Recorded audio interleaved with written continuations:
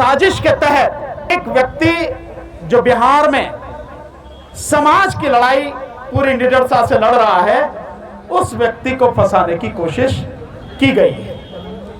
जो आवाज वहां उठाई गई वो आवाज बहुत साफ थी कि जो उस रूपा जो है लड़की जिसका रेप हुआ, कत्ल हुआ, उसके संबंध में जो सबूत हैं उनको मिटाया गया। और वो सबूत वाकई में मैं विश्वास के साथ कह सकता हूं कि ये बात की पूरी संभावना है कि सबूत मिटाए गए हैं। क्यों? क्योंकि एक व्यक्ति जो आवाज उठा रहा है लगातार, वो व्यक्ति जो 30 थानों में, वहां के बिहार के 30 थानों में ताला लगवा चुका है और पुलिस के लिए एक तरह से सरदर्द बना हुआ है, पुलिस के नाक में दम जितना कर रखा है, उस व्यक्ति को कैसे काबू में ले हैं? तो ये सारा षड्यंत्र उसके तहत हुआ है, ऐसा मुझे पक्का विश्वास इसका है। मुझे मालूम है, जो वीडियो मैंने देखा है कि पुलिस ने जो गोल्डन से कहलवाया है, जो शब्द मैं यहां दोहराना नहीं चाहता, जो कहलवाया है वो मैं जानता हूं किस मारपीट के बाद, किस दबाव के बाद, कितना टॉर्चर करने के बाद वो सब कुछ कहलवाया है। पर मेरा एक निवेदन है, ये बात मेरी पहुंचाइए वहां तक, और आप सबसे भी, वीर सावरकर बनने की जरूरत नहीं है। जो किया है उसकी माफी मांग लो। क्यों? जो किया है तो किया है, ज्यादा से ज्यादा पुलिस एनकाउंटर कर देगी, मार देगी, लेकिन इतना भी दम उसमें पुलिस में नहीं है। मैं जानता हूं अच्छी तरह से। मारना होता तो हमें मार देती, हम तो कब के प्रधानमंत्री के खिलाफ बोलने लगा था, सालों से बोल रहे हैं। इतना दम नहीं है, लेकिन आपको और हिम्मत जुटानी पड़ेगी और हौसला बढ़ाना पड़ेगा। केवल आप अपने लिए नहीं, जब समाज के लिए जी रहे हैं तो आपकी आवाज, आपका हर काम, आपका हर तरीका ऐसा होना चाहिए जिससे समाज के अंदर से डर भागे, डर मिटे, हौसला बढ़े और समाज अपनी लड़ाई लड़ने के लिए तैयार हो जाए, खुद खड़ा हो जाए। माध्यम से मुझे गोल्डन भाई के विषय में ये सारी चीजें पता लगी। उसके बाद मैंने फिर सारा सोशल मीडिया खंगाला, उससे सारी जानकारी मुझे मिली। और आज आप लोग यहाँ प्रदर्शन कर रहे हैं, मेरी शुभकामनाएं, मेरा साथ आपके साथ कि आपका जो आंदोलन है वो सफल हो और गोल्डन भाई को हम लोग कानून के पंजे से रिहा कराने में सफल हो। देखिए, मैंने जो देखा है, जो मेरी जानकारी में है, वो बिल्कुल साफ है कि जो मुजफ्फरपुर में वो हुआ सब कुछ, सारा कांड, और जिसके बाद गोल्डन भाई अपनी पूरी टीम के साथ वहां पर गए, उन्होंने बात रखी और उसके बाद आरोप लगाया कि वहां पे घरों में लूटपाट की गई, तोड़ताड़ की गई। पर जो वीडियो दिख रही हैं, उन वीडियो में पुलिस को तोड़ते हुए दिखाया है, वाहनों को तोड़ते हुए। वो बहुत साफ है, वीडियो सबको देख सकता है, सोशल मीडिया पे पड़ी।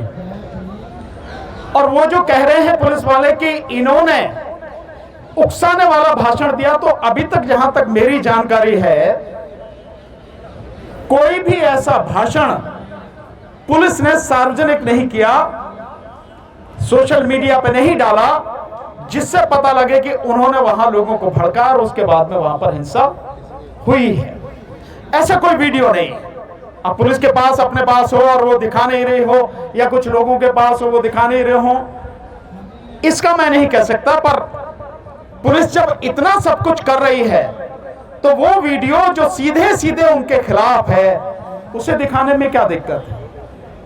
और अगर वो वीडियो हम में से किसी के सामने नहीं आ रही, तो इसका मतलब साफ है कि ऐसी कोई वीडियो है नहीं, ऐसा कोई भाषण उकसावे वाला उनका है नहीं। लेकिन साजिश के तहत एक व्यक्ति जो बिहार में समाज की लड़ाई पूरी निडरता से लड़ रहा है, उस व्यक्ति को फंसाने की कोशिश की गई है। जो आवाज वहां उठाई गई वो आवाज बहुत साफ थी कि जो उस रूपा जो है लड़की जिसका रेप हुआ, कत्ल हुआ, उसके संबंध में जो सबूत हैं उनको मिटाया गया। और वो सबूत वाकई में मैं विश्वास के साथ कह सकता हूं कि ये बात की पूरी संभावना है कि सबूत मिटाए गए हैं। क्यों? अगर आप देखेंगे तो वहां वीडियो उस परिवार की जो लड़की है, जिस परिवार की वो लड़की है, उसकी मां की, उसकी बहन की, उन लोगों की वीडियो है। और साथ में विशेष रूप से जब वो उसकी लाश मिली है और उस लाश को जब वहां से लेके गए हैं, उन चश्मदीद गवाहों ने जो मतलब सारी देखी है उस लाश को, और उन्होंने बताया कि पूरी बॉडी जो पूरा शरीर काट रखा था, और बहुत आगे तक उन्होंने बताया कि जिस तरह से आपने यहाँ पे जो दिल्ली में एक बार वो कांड हुआ था, भयानक कांड जो हुआ था, उसी तरह की बुरी गति उस लड़की के साथ में की गई है। ये सब कुछ, और उन सबको जो है हटाया गया, और बाद में कहा गया है कि उसके लड़की के यहाँ सर पे चोट है और गर्दन पे चोट है, यही से बताया गया। देखिए, SC/ST एक्ट के अंतर्गत अब बाकायदा कोर्ट का आदेश है, सुप्रीम कोर्ट का आदेश है कि जो भी इन्वेस्टिगेशन होगी, आप सब लोग भी इस बात को ध्यान रखें, जितनी भी इन्वेस्टिगेशन होगी उस पूरी इन्वेस्टिगेशन की वीडियोग्राफी होगी, इन्वेस्टिगेशन की, और उसके बाद जब कोर्ट में केस चलेगा तो उस केस की भी पूरी वीडियोग्राफी होगी। क्या पुलिस ने ऐसा काम किया? नहीं किया। लाश जहां पर थी वहीं से वीडियोग्राफी शुरू होनी थी, और उसके बाद में जहां तक वो गई पोस्टमार्टम भी पूरा उसकी वीडियोग्राफी होनी थी, जो कहीं नहीं है, जो इस बात का पक्का सबूत है कि सबूतों को मिटाया गया, और जो पोस्टमार्टम रिपोर्ट है उस रिपोर्ट को मैनिपुलेट किया गया, डॉक्टर के माध्यम से मिलकर पुलिस ने मैनिपुलेट किया है। और क्योंकि एक व्यक्ति जो आवाज उठा रहा है लगातार, वो व्यक्ति जो 30 थानों में, वहां के बिहार के 30 थानों में ताला लगवा चुका है, और पुलिस के लिए एक तरह से सरदर्द बना हुआ है, पुलिस के नाक में दम जितना कर रखा है, उस व्यक्ति को कैसे काबू में ले हैं? तो ये सारा षड्यंत्र उसके तहत हुआ है, ऐसा मुझे पक्का विश्वास इसका है। पर मेरा आपसे साथियों, आपसे भी कहना है, जो साथी हैं, जो भाई हमारे जिन्होंने मुझे सूचना दी, भाई चांद बौद्ध जी और जितने भी साथी हैं, देखिए आप लोग भी इस लड़ाई को जिस तरह से लड़नी चाहिए, मैं विश्वास के साथ कह सकता हूं, लड़ नहीं रहे। शायद आपको पता भी नहीं है कि यह लड़ाई कैसे लड़ी जाए। जब कानूनी लड़ाई शुरू होती है तो उसको फिर कानूनी तरीके से लड़ना पड़ता है। जैसा वीडियो है उसमें मैं मान सकता हूं कि गोल्डन को सारी चीजें पता है, कि कानून के विषय में पता है, सेक्शन के विषय में पता है, पर कानून केवल सेक्शन नहीं है, इससे अलग भी बहुत सी चीजें हैं। आप दवाई दे सकते हैं कि बुखार हो गया, तो आप अनुभव है आपको कि भैया इसके लिए क्रोसिन दे दो, लेकिन बुखार किस तरह का क्या है वो डॉक्टर बता सकता है, आप नहीं बता सकते, या आप नहीं जान सकते। इन चीजों को भी जानना बहुत जरूरी है। ये लड़ाई अब कानून की लड़ाई बन चुकी है। मैंने जो चांद भाई हैं उनसे कहा था कि जितने भी मुकदमे हैं, अगर आप चाहते हो कि मैं आपकी मदद करूं, और मैं आपकी मदद आपके सामने कह रहा हूं, मीडिया के सामने कह रहा हूं, न केवल गोल्डन भाई बल्कि समाज के किसी भी व्यक्ति को कानूनी जरूरत है, विशेषकर सामाजिक मसलों में, मैं फ्री ऑफ कॉस्ट वो सलाह देने और वो मुकदमे लड़ने के लिए हमेशा तैयार हूं। आप मेरी सेवाएं ले सकते हैं, लेकिन आप मुझे जानकारी तो देंगे पूरी। आपने मुझे कोई जानकारी नहीं दी, आपने केवल 10-12 जो केस है उनकी रिपोर्ट दे दी, और वो भी मुझे वो रिपोर्ट भेजी है जो पुलिस भेज रही है, पुलिस ने जो रिपोर्ट दी है। और मैं जो वीडियो देखता हूं वो साथी शायद जोश टीवी करके हैं, कोई हमारे एक साथी हैं मीडिया चलाते हैं, उनके वीडियो में देखा तो गोल्डन खुद कह रहे हैं कि मेरे ऊपर 67 केस हैं, 67 केस हैं पुलिस ने। आप इससे चिंता मत कीजिए कि 67 केस में तो कोई अपराधी हो जाता। मैं जानता हूं पुलिस कैसे अपराधी बनाती है, मैं फौजदारी का वकील हूं, बहुत अच्छी तरह जानता हूं। ये सब केस लगा दिए जाते हैं, एक ही उससे जो 10 केस 50 केस बना दिए जाते हैं। जब राहुल गांधी पे 20 केस बन सकते हैं तो गोल्डन पे 67 केस तो हो ही सकते हैं। तो ऐसी कोई बात नहीं, इनसे घबराने की जरूरत नहीं है। करने की जरूरत यह है उन तमाम जो मुकदमे हैं, उन मुकदमों की पूरी FIR चार्जशीट सारी की सारी आप हमें उपलब्ध कराएं, ताकि हम आपको कानूनी रास्ता बता सकें, आपको कानूनी मदद कर सकें। अगर आप वो सारी चीजें हमें नहीं देंगे तो हमें पता नहीं लगेगा कि सारी चीजों में पुलिस की जो है गड़बड़ियां क्या हैं, और पुलिस ने किस तरह से ये सब कुछ झूठा केस बनाया है।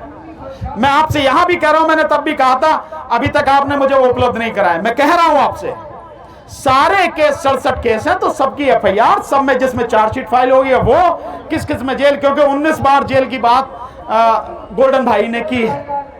और दूसरा, एक मैं आपको सलाह दूंगा, जो आप प्रदर्शन कर रहे हैं, प्रदर्शन की तरह होना चाहिए, उसकी एक आवाज, उसकी एक ताकत दिखनी चाहिए। जैसा आप मुझे कह रहे थे वैसा नजर नहीं आ रहा है। इन सारी चीजों को ध्यान में रखिए। दूसरा, एक बड़े और मजबूत प्रदर्शन की तैयारी कीजिए, ये मेरी अपनी सलाह है, आप माने तो ना माने तो। और वो कीजिए आप बिहार में, क्योंकि बिहार में बहुत लोग उनके साथ में हैं।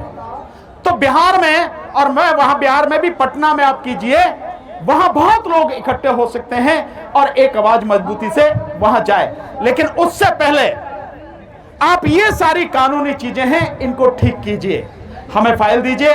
और एक और साथी हैं, एडवोकेट हैं, मैं नाम नहीं जानता, लेकिन मैंने उनको वीडियो देखा है उनका, और शायद पटना हाई कोर्ट में वो सब करते हैं, और वो कह रहे हैं कि गोल्डन का कोई कसूर नहीं है, पुलिस ने सब कुछ झूठा बनाया है, जिन जिन सबूतों की है वो सबूत कुछ नहीं है, और सबूतों को मिटाया गया है।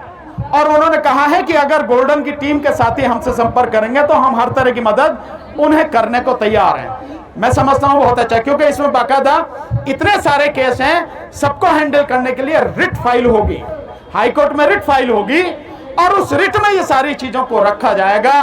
वो साथी हैं, आप उनसे संपर्क कीजिए, आई थिंक वो सब कुछ समर्थ है, सक्षम है। और इनकेस अगर कोई बात लगती है तो मैं भी आपके साथ यहां से वहां पटना हाई कोर्ट चलने के लिए तैयार हूं, कोई दिक्कत किसी तरह की नहीं है।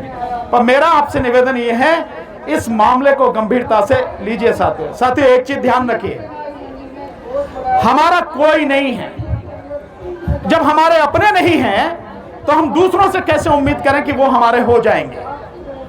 वो नहीं होते। लेकिन जो आपके साथ खड़े हो सकते हैं, जो आपके लिए लड़ सकते हैं, कम से कम उन्हें सारी चीजें बताइए, सारी जानकारी दीजिए। और ये लड़ाई है, समाज की जो लड़ाई है, विशेषकर हमारे समाज की लड़ाई है, ये साथियों जान हथेली पर रखकर लड़ने की लड़ाई है। मुझे मालूम है, जो वीडियो मैंने देखा है कि पुलिस ने जो गोल्डन से कहलवाया है, जो शब्द मैं यहां दोहराना नहीं चाहता, जो कहलवाया है, वो मैं जानता हूं किस मारपीट के बाद, किस दबाव के बाद, कितना टॉर्चर करने के बाद वो सब कुछ कहलवाया है। पर मेरा एक निवेदन है, ये बात मेरी पहुंचाइए वहां तक। और आप सबसे भी, वीर सावरकर बनने की जरूरत नहीं है, जो किया है उसकी माफी मांग लो। क्यों? जो किया है तो किया है, ज्यादा से ज्यादा पुलिस एनकाउंटर कर देगी, मार देगी, लेकिन इतना भी दम उसमें पुलिस में नहीं है, मैं जानता हूं अच्छी तरह से। मारना होता तो हमें मार देती, हम तो कब के प्रधानमंत्री के खिलाफ बोलने लगा था, सालों से बोल रहे हैं, इतना दम नहीं है। लेकिन आपको और हिम्मत जुटानी पड़ेगी और हौसला बढ़ाना पड़ेगा।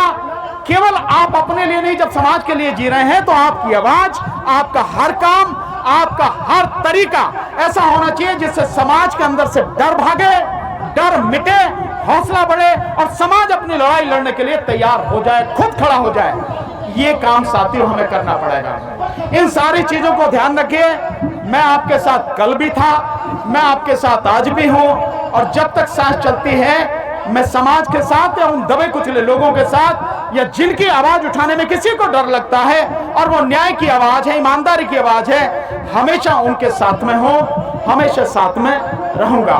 आपने मुझे बुलाया, मैंने आपको कहा था कि मैं आऊंगा 3 और 4 के बीच में, मैं आपके बीच में हाजिर हूं, हमेशा रहूंगा। आपने सम्मान दिया, बुलाया, बोलने का मौका दिया, उसके लिए बहुत बहुत धन्यवाद।